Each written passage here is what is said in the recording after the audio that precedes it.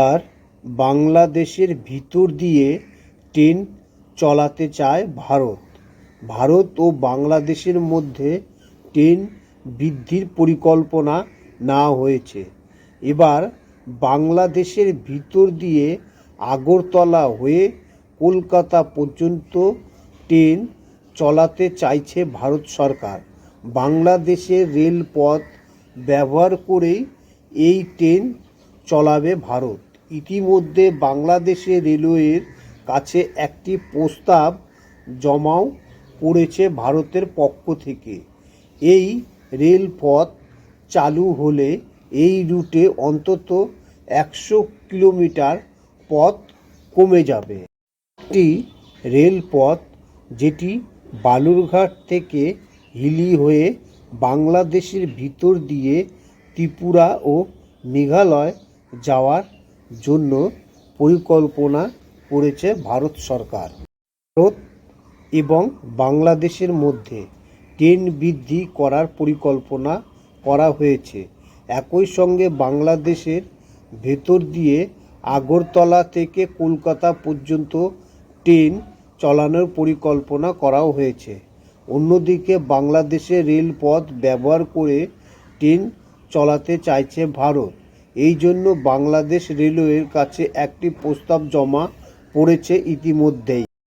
নদিয়া জেলার গেদা থেকে আলিপুরদুয়ার জেলার বীরপাড়ার ডালগাঁও স্টেশন পর্যন্ত ট্রেন চালানোর প্রস্তাব দেওয়া হয়েছে ভারতের রেল বোর্ডের তরফে। এই জন্য বাংলাদেশে রেলপথ ব্যবহার করতে চাইছে ভারত। ভারতের রেল বোর্ডের এই প্রস্তাব বাংলাদেশের রেলওয়ের কাছে তুলে ধরেছে ভারতের হাই কমিশন। তাতে বলা হয়েছে, গেদে থেকে দর্শনা হয়ে ট্রেনটি ঈশ্বরদী থেকে আব্দুলপুর পার্বতীপুর হয়ে চিলাহাটি পর্যন্ত গিয়ে ভারতের ট্রেনটি আবার ভারতেই প্রবেশ করবে। জানা গিয়েছে, ওই প্রস্তাব দেওয়ার আগে বাংলাদেশ ভারতের সীমান্তবর্তী গুরুত্বপূর্ণ ট্রেনের ইন্টারচেঞ্জ জায়গা ঘুরে দেখেছে ভারতের প্রতিনিধি দল। তার ভিত্তিতে দর্শনা এবং চিলাহাটি দিয়ে গেদে থেকে ডালগাঁও পর্যন্ত ট্রেন চালানোর প্রস্তাব দেওয়া হয়েছে।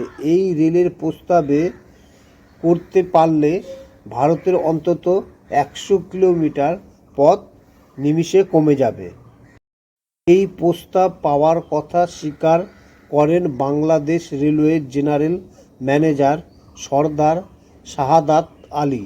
তিনি বলেন, আমরা শুধু দুটি দেশের মধ্যে রেলপথ সীমাবদ্ধ রাখতে চাইছি না, বাংলাদেশের সঙ্গে ভারতের পাশাপাশি নেপাল, ভুটানকেও যুক্ত করতে চাইছি।